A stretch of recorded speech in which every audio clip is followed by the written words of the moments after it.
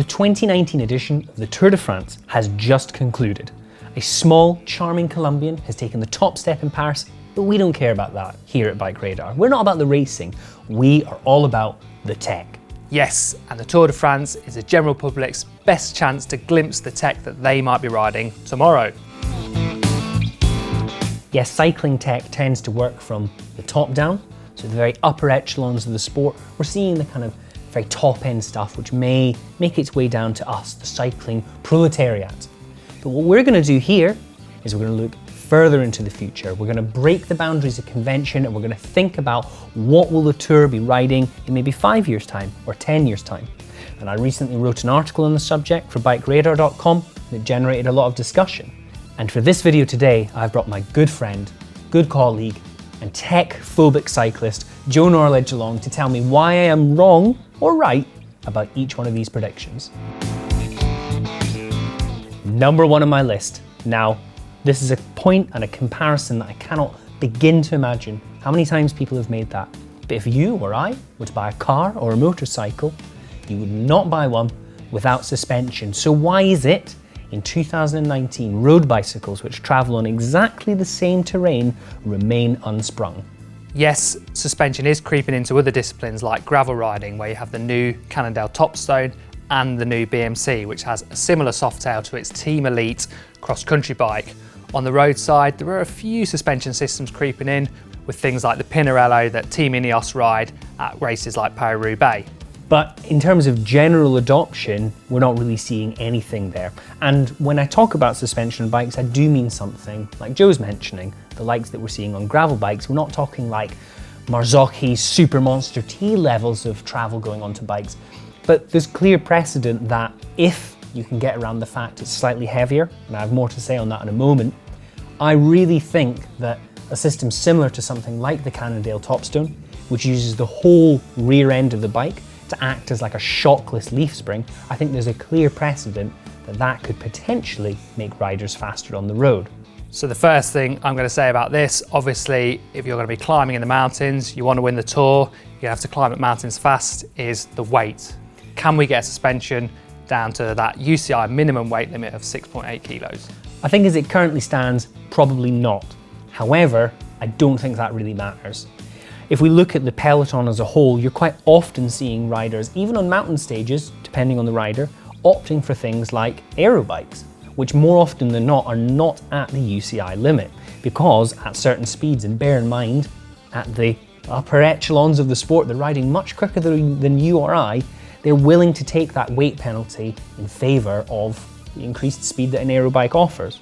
So even if we couldn't get close to that UCI limit, I don't think it really matters. And if we break the shackles of kind of current thinking, who's to say we're not going to have some crazy new way of producing bikes which could make suspension work? My next question has to be about simplicity and ease of maintenance with a system like that. Mechanics working for a World Tour team on the Tour de France, they work long hours, having to keep bikes in perfect condition day after 6-hour stages. So having another thing to maintain, like suspension, could make things tricky. It's very true, and that's one I can't really rebut on. I think that there's no doubt that a suspension system will likely take more maintenance, but then again, things like the specialised Roubaix, although that technically isn't suspension, or the likes of something like a Trek-Segafredo, that has kind of pivots built into it. I highly doubt they're getting rebuilt after every stage, but who's to say? So that's one I'll let you have. I think conceptually the idea holds water, and I think that as long as it can be proven to be faster in all terrains, not just rough roads, I think there's a clear argument for suspension on road bikes. And honestly, as outrageous as it might seem, I'm almost willing to put money on this one. Let us know what you think about that in the comments. Point number 2, and I'm reading from Jack's notes just here. Everyone will be on tubeless and there is nothing you can do about it. Yes, this year's Tour saw tubeless tyre tech, and to be clear, most pro riders, in fact all pro riders, ride tubular tyres currently, so they are a sew-up single tyre which are glued to the rim. That's the kind of de facto standard and has been for a long time in pro riding. Tubeless tyres remove that, they're more like a traditional clincher system but with no inner tube. And they've been proven time and again to be faster than tubs. And as reported by our frenemies at cycling tips. We've seen them jump from not just being used at time trials, where they've had kind of a little bit of introduction in the past, to actually being raced in the peloton. And in fact, the entire UAE Team Emirates team were running 25mm Vittoria Corsa tubeless tyres.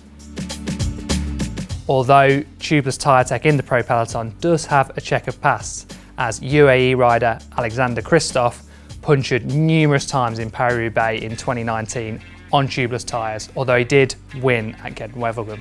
On tubeless tyres. On tubeless tyres. And this is the thing, you know, they've been proven time and again, as I mentioned, to be faster. And overall, winning bike races is about going fast. And one of the arguments that people always make in favour of tubular tyres is that in the event of a puncture, they are, in theory, if they're well fitted, possible to ride if they flap. And they're also less likely to roll off the rim or anything. But, you know, pro cycling isn't exactly concerned with safety. I mean, half of them are still using rim brakes. I'm joking. But nonetheless, you know, there's no denying that if they're faster, then they're likely to adopt it. And it was also reported by Cycling Tips that largely when you talk about investment from a wheel manufacturing point of view, nearly all money is going into tubeless tech. Another thing worth mentioning here is that the pro road scene is usually pretty slow at adopting any kind of new tech. We've seen that with things like disc brakes. Obviously a few years ago, they weren't very popular in the pro peloton. Now we're seeing them more and more. And even things like wider tyres took a little bit of time before they were universally adopted by all the pro teams. And I suspect something similar could be going on with tubeless tyres. There is also, from a consumer point of view, though this does affect teams, there is a kind of, it's definitely difficult to make road tubeless work in most circumstances, but it seems likely that a new standard, which is being developed by the ETRTO, which is basically the body which kind of defines tyre and wheel standards, there's bound to be a new standard just around the corner, which is going to kind of give universal guidelines for road tubeless setups. So if we have that in line and in place, it's likely that from the road racing side, it will make the team's lives easier, but also they're likely to want to push the tech as well. So will we see mass adoption of tubeless tyres in the pro peloton anytime soon? I think we're both kind of sceptical. One place I think we will see them a bit more is in things like time trials and team time trials, where the course is a lot shorter and the variables are a bit easier to control. For the road racing side, I think there'll be quite a lot of resistance from riders because there is genuine argument for the safety of tubular tyres, but this is one of the times where I really think that market forces are going to drive change in the peloton. Very often people will say things like, oh, they're just using disc brakes because they're paid to. And there is an element of truth to that, but I really think that if tubeless tech is what is being invested in, it's inevitably going to come to the peloton. And finally, and we've already touched on this a bit, aero really is everything. Power meters are now ubiquitous in pro racing, and I really think there is no way you could ever win a Grand Tour without a power meter. I know, they allow riders to temper their efforts within very specific zones. I mean, they basically know they're not going to kill themselves on the very first climb. And even at an amateur level, although a very good amateur, you yourself, you couldn't race without a power meter, you reckon? I wouldn't want to race without a power meter, no. Yeah, and kind of taking that idea further, aero and time in a wind tunnel, particularly if you take your time trialing seriously, again, even at an amateur level, is vital. You cannot win a time trial at a world tour level without time in a wind tunnel. And kind of combining those two ideas together, we can look a little bit within the industry to devices such as the PowerPod and the Notio Connect, which essentially give you live drag data on your handlebars. I think that just around the corner, we are likely to see these sorts of devices, which will tell riders whether or not they're aero, making their way into racing very soon. I guess the only counterpoint to this kind of tech is that it probably removes some of the kind of soul from racing and turns it into a bit of an arms race. We've already had a backlash from some riders about power meters, some riders thinking they should be banned, and I think things like aeropods, we could have a similar backlash from certain types of kind of attacking riders. I think that's probably fair, and I also think there's definitely argument that the UCI may very well ban them as well, because you are kind of giving an unfair advantage to those that have the tech for those that don't. And given we've just seen this massive backlash about sock height from the UCI, they've got a rule around that. You know, they are obviously very savvy to the things that are going on in terms of aero tech. It's one that I'm actually pretty convinced is going to be around the corner.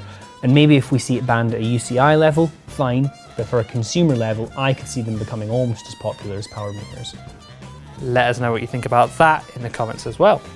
If these PowerPod devices do get adopted by World Tour teams, it's also funny to think of a direct sportive in a car shouting at a rider through the radio to get more aero because he's wasting his watts with his poor position. Even if you hate every single one of these ideas on this list, and even if you think they're diluting the purity and beauty of cycling, it doesn't matter. In 2019, it is still possible to build a steel, rim-braked, retro grouchy old school bike, and I know this because I've just built one. So even if all of this tech is adopted by the World Tour, it shouldn't, in my mind, affect your enjoyment of the sport, let alone the tech that you have access to. Yeah, let us know what you think of Jack's ideas in the comments, and as always, don't forget to like and subscribe, and click that little bell icon so every time we upload a video, you will get a notification. Bye!